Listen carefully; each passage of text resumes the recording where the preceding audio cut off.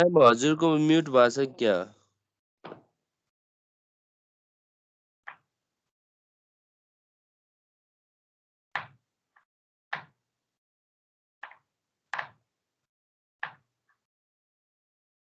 यो कुन हो? कार्बन साइकल वाला हो कि क्या हो?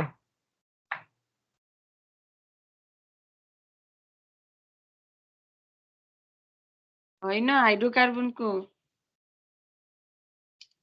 साइकल कुन सरले पढाउनु भएको छ? यसको PDF पठाउनु भएको र ह PDF पठाउनु भएको छ यसको? कुन सब्जेक्ट हो यो? लेखाउनुहुन्छ के एकदम बिस्तारै यार कुन सब्जेक्ट हो भन्नु न। कार्बन साइकल कुन सरले पढाउनु भएको छ? कार्बन साइकल क्लास हो केमिस्ट्रीमा त्यही त कुन सरले केमिस्ट्रीमा त हो त कुन सरले? केमिस्ट्रीमा छैन कार्बन साइकल भनेको जुलोजीमा छ यार, हिरा सरले पढाउनु भएको छ। बोटनीमा हो। म्यामले पढाउनुहुन्छ।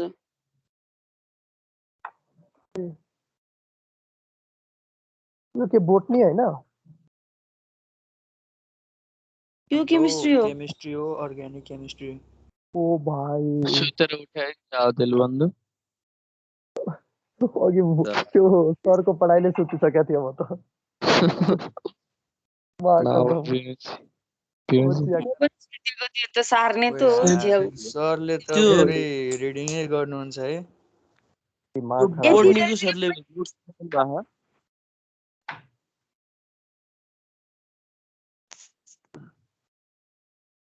बोर्डनीको सरले नोट्स स्लाइड दिनुभयो। ल सुनेको छ कि छैन? सुनियो सुनिरहेको छु म्याम। के हुन्छ? ल म्याम त्यो स्लाइड सेयर गर्नु। ल लेखौँ त। क्रैकिंग और पाइरोलाइसिस पहिला टाइटल लेखौँ। मैले नोट जब पठाएँ भने पछाडि पठाउँछु। अहिले कपीमा क्लासमा जस्तै पढ्दै एक एक नम्बरको क्वेशनको लागि पनि प्रिपेयर हुँदै पढ्दै जाउँ ताकि हामीलाई पछि धेरै रिभिजन गर्न नपरोस्। एकचोटि सर भने होस् है। यसरी गरौँ ल। मैले बिस्तारै भन्छु, राम्रोसँग पढ्दै जानु। पीडीएफ छ भनेर पढ्दा पनि पढ्दिनन्। मैले भने नि अन्त पढ्न अरु बेलामा फुर्सद भन्यो भने यो क्लासमा त राम्रो ध्यान दिएर सुन्नु, राम्रै मार्क्समा पास होइन्छ। ल लेखौँ। म्याम स्लाइड 2 नम्बर स्लाइड देखाउनु न एकचोटि, मेरो छुट्याएको कि अस्ति। ल छ क्रैकिंग और पाइरोलाइसिस। ल 2 नम्बर स्लाइड यो। ल म्याम ल अहिले अब हामी यहाँ 3 नम्बर यहाँबाट गरौँ है। क्रैकिंग और पेट्रोलियम भनेको के हो? अब यहाँ हेरौँ हाम्रो के कोल्टारबाट और पेट्रोलियमबाट C1 देखि C40 सम्मको हाइड्रोकार्बन निकाल्छौं भनेर यो टेबलमा हामीले देखायौं।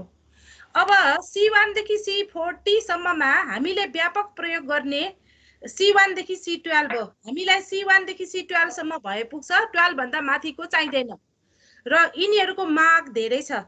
त्यही कारणले के गर्ने त अब C12 भन्दा बढी नम्बर अफ कार्बन्स भएको हाइड्रोकार्बनलाई के गर्ने? अब C1 देखि C12 मा कन्भर्ट गर्ने। यो प्रोसेसलाई क्रैकिंग भनिन्छ। कसरी गर्ने? यो प्रोसेसमा 12 वटा भन्दा बढी कार्बन भएको हाइड्रोकार्बनलाई तताउने, हिट गर्ने। कसरी हिट गर्ने? एल्युमिनियम अक्साइड र सिलिकन डाइअक्साइड क्याटालिस्ट राखेर 450 डिग्री भन्दा बढी तापक्रममा यदि हामी तताउँछौं भने 12 वटा भन्दा बढी नम्बर अफ कार्बन भएको हाइड्रोकार्बन टुक्रिन्छ र कम नम्बर अफ कार्बन भएको हाइड्रोकार्बन बन्छ। यस्तो प्रक्रियालाई क्रैकिंग और पाइरोलाइसिस भनिन्छ। हेरौं यहाँ alkanes having higher number of hydrocarbon है 12 वटा भन्दा बढी धेरै नम्बर अफ हाइड्रोकार्बन भएकोलाई हामीले ततायौं। एरो लेख्ने, एल्युमिनियम र सिलिकन डाइअक्साइड बालुवा राखेर 450 डिग्रीमा ततायो भने अब यो टुक्रिन्छ। यसरी अल्किन भनेपछि के भयो? सिम्पल अल्किनको फर्मुला नै CH2 हैन र हाइड्रोजन यति चाहिँ यसबाट घट्छ र यो सानो बन्छ। यो ठूलो थियो, यसरी तताउँदा अल्किन र हाइड्रोजन भएर छुट्टिन्छ र नम्बर अफ कार्बन घटेर सानो नम्बरको अल्किन बन्छ जसको व्यापक माग छ। यो प्रोसेसलाई क्रैकिंग और पाइरोलाइसिस भनिन्छ है। यसरी धेरै नम्बर अफ कार्बन हजुर त्यो एरो कहाँबाट निकाल्ने हो? कोही देखाकै छैन। एरो यहाँ लेख्ने अहिले म भन्छु ल। पहिला यो भनेको के मात्र बुझ्नु C1 देखि C12 सम्मको हाइड्रोकार्बनको माग धेरै भएको हुनाले C12 भन्दा धेरै नम्बर अफ कार्बन भएको हाइड्रोकार्बनलाई क्याटलिस्ट राखेर तताएर कम नम्बर अफ कार्बन भएको हाइड्रोकार्बन बनाउने प्रोसेसलाई हामी क्रैकिङ अर पाइरोलाइसिस भन्छौं। ल लेखौं त पेट्रोलियम कन्टेनिङ लेखौं petroleum containing C1 to C12 petroleum containing C1 to C12 are in greater demand लेखौं are in greater demand। हामीलाई C1 देखि C5 खाना बनाउनलाई चाहियो अनि पेट्रोलियम चाहियो सफा गर्नलाई C5 देखि C7 अनि ग्यासोलिन 12 सम्मको धेरै माग छ भन्न खोजेको हो। containing C1 to C12 are in greater demand लेखौं। So hydrocarbons having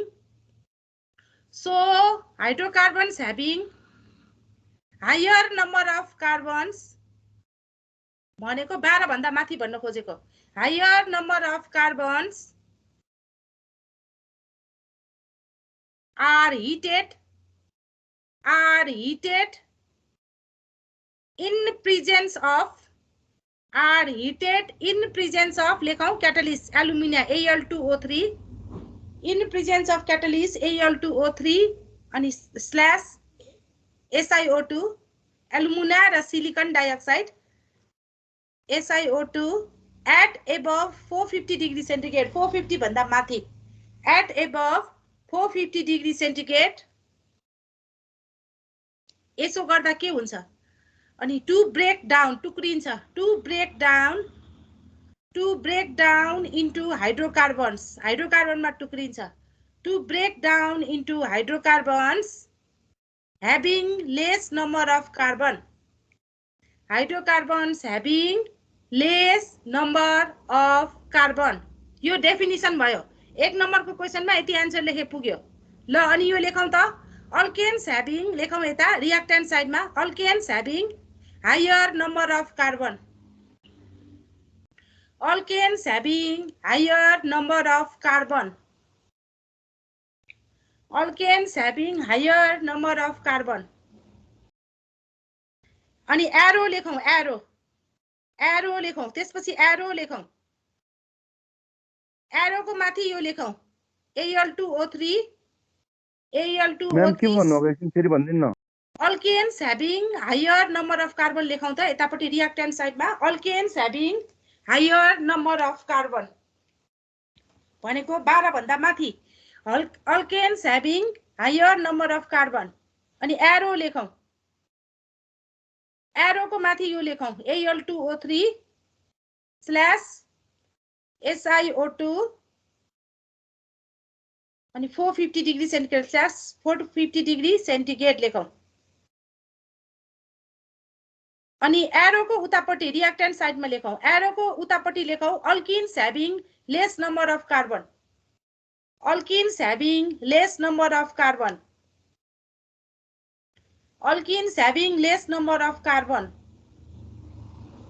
plus alkene लेखौं plus alkene plus hydrogen plus alkene plus hydrogen alkene को फर्मुला C2H4 है C2 दुईटा कार्बन C2H4 हाइड्रोजन हामीले यहाँ C14 लाई हिट गर्यो भने यहाँ आन्सर के हुन्छ भनौ त यहाँ C14 कार्बन भएको हाइड्रोकार्बनलाई हामीले पाइरोलाइसिस गर्यो रे यहाँ दुईटा हट्छ भनेपछि यहाँ कतिवटा नम्बर अफ कार्बन भएको हाइड्रोकार्बन बन्छ 12 हो C12 है यो घटाउने यो अल्किन को हाइड्रोकार्बन यसबाट माइनस गरेर यो निकाल्ने कहिलेकाहीँ ट्विस्ट क्वेशन त्यसरी सोध्यो भने त्यसरी लेख्ने। अब यहाँ एक नम्बरको क्वेशन भएको हुनाले हामीलाई यति लेखे पुग्यो अल्किन र हाइड्रोजन भएर छुटिन्छ र यो भन्दा सानो बन्छ। ल यो प्रोसेसलाई क्रैकिङ अर पाइरोलाइसिस भनिन्छ। ल अब त्यसपछि अर्को लेखौं टाइटल लेखौं reforming or aromatisation reforming or aromatisation reforming or aromatisation title लेखौं अनि यहाँ हेरौं अहिले लेखौंला है अनि हेरौं।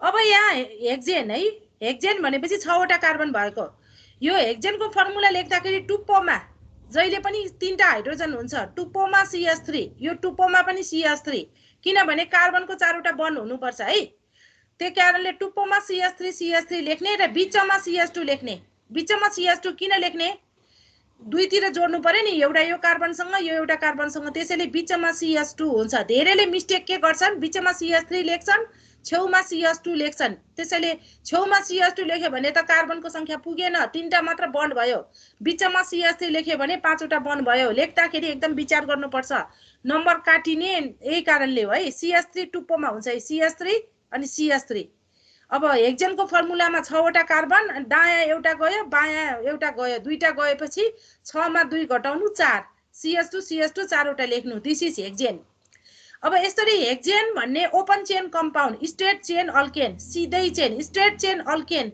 जसमा 6वटा भन्दा 6 वा 6 भन्दा बढी कार्बन हुनुपर्छ जसमा 6 वा 6 भन्दा बढी कार्बन हुनुपर्छ त्यसलाई के गर्ने 400 डिग्री सेन्टिग्रेडमा तताउने 400 डिग्री सेन्टिग्रेडमा तताउने प्लेटिनियम राखेर ततायो भने प्लेट फर्मिङ भनिन्छ प्लेटिनियम राखेर तताउने रियाक्सनलाई प्लेट फर्मिङ भनिन्छ प्लेटिनियम छैन भने प्यालाडियम प्रयोग गर्न मिल्छ पीडी पनि प्रयोग गर्न मिल्छ त्यो पनि छैन भने निकेल प्रयोग गरे पनि हुन्छ कोबाल्ट गरे पनि हुन्छ अब प्लेटिनियम प्यालाडियम भनेको महँगो धातु हो सुन भन्दा पनि महँगो त्यसैले प्राय निकेलको उपयोग गरिन्छ अब यसो गर्दाखेरि के हुन्छ त यो ओपन चेन कम्पाउन्ड जोडिन्छ यसरी जोडिन्छ है यसरी जोडिएर बेन्जिन साइक्लिक कम्पाउन्ड बन्छ एरोमेटिक कम्पाउन्ड बन्छ एरोमेटिक कम्पाउन्ड भनेको रिङ कम्पाउन्ड जसमा alternate single and double bond हुन्छ यसरी single double alternate single and double bond हुन्छ यसको प्यारेन्ट कम्पाउन्ड अर्ग्यानिक कम्पाउन्डमा प्यारेन्ट कम्पाउन्ड माउ कम्पाउन्ड हुन्छ त्यसैबाट अरु डिराइभ गरिन्छ र माउ कम्पाउन्ड चाहिँ बेन्जिन हो जसमा 6वटा कार्बन हुन्छ त्यसैले गर्दाखेरि 6 वा 6 भन्दा बढी भनेको है जुन चाहिँ स्ट्रेट चेन कार्बनमा 6 वा 6 भन्दा बढी कार्बन हुन्छ किनभने एरोमेटिक कम्पाउन्डको पहिलो मेम्बरमा नै 6वटा कार्बन हुन्छ उ यसरी हेक्जेनलाई प्लेटिनियम राखेर हिट गर्यो भने बेन्जिन बन्छ अब हेप्टेनलाई भनेपछि के गर्ने बीचमा CH2 थप्ने होमोलोगस सिरिज बनाउँदा माथिबाट तल जाँदा CH2 थप्दै जाने एउटा CH2 थपेपछि बेन्जिनै बन्छ र त्यो बढी भएको कार्बन चाहिँ टुप्पोमा यसरी बस्छ र यसलाई भनिन्छ टलिन यसरी टलिन बन्छ यसरी के गरिन्छ ओपन चेन कम्पाउन्ड एलिफेटिक कम्पाउन्डबाट एरोमेटिक हजुर एरोमेटिक कम्पाउन्ड बनाउने प्रोसेसलाई रिफर्मिङ अर एरोमेटाइजेसन भनिन्छ ल लेखौं त रिफर्मिङ अर एरोमेटाइजेसन भनेको बुझिन्छ स्ट्रेट चेन कम्पाउन्ड जसमा 6 वा 6 भन्दा बढी कार्बन हुन्छ त्यसलाई क्याटलिस्ट राखेर तताइदियो भने रिङ कम्पाउन्ड बन्छ एरोमेटिक कम्पाउन्ड बन्छ के भयो देखिरहेछ स्लाइडै देखेन अब देखिएला एकछिनमा ल लेखौं त स्लाइड देखेन भने मैले भन्छु लेखौं स्ट्रेट चेन अल्केन लेखौं स्ट्रेट चेन अल्केन भनेको बुझिन्छ एलिफेटिक कम्पाउन्ड पछि यो लेखौं न रिफर्मिङ अर एरोमेटाइजेसन टाइटल लेखौं अनि लेखौं स्ट्रेट चेन अल्केन्स लेखौं मेन छ नि यो नयाँ स्लाइड छ नि क्रैकिङ पछिको हो यो त्यो पछिको क्रैकिङ पछि यो पनि उ बनाउने प्रोसेस स्ट्रेट चेन अल्केन्स लेखौं straight chain alkanes containing 6 or straight chain alkane containing 6 or more than 6 किन 6 भन्दाखेरि बेन्जिनमा 6वटा कार्बन हुन्छ है containing 6 or more than 6 carbons containing 6 or more than 6 carbons are heated at 400 degree centigrade 400 degree मा 400 degree centigrade in presence of catalyst